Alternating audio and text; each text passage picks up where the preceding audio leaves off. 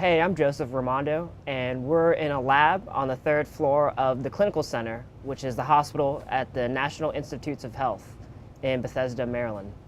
Well, this lab studies T-cell therapies for leukemia and lymphoma and other hematologic malignancies or blood cancers. So I'm from Warner Robins, Georgia, and I went to the University of Georgia for undergrad.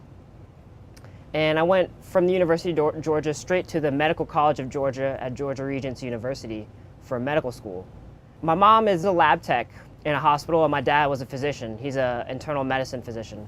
So I'd always been surrounded by internal medicine, and that's something that I've always been interested in.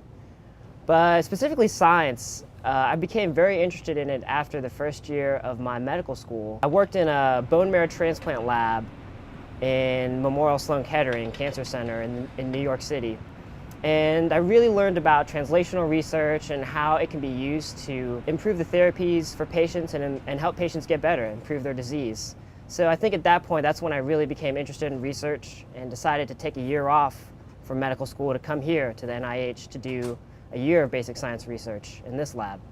Being selected for this Medical Research Scholars Program is incredible because it gives us medical students and professional students the opportunity to take a year off from our school and learn more about research.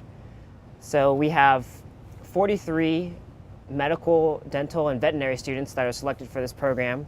And we are housed here at the NIH for a year where we can select a lab, a clinical lab, or a basic science lab to work in and learn more about research, learn about the process of research, and learn what it takes to become an independent investigator. There's not very many great treatments for patients with leukemia and lymphoma. I mean, we have chemotherapy, but we're always looking for things that are more safe and effective, more targeted towards the cancer. And here we're working on a T-cell therapy or a cellular therapy to treat these patients with leukemia and lymphoma.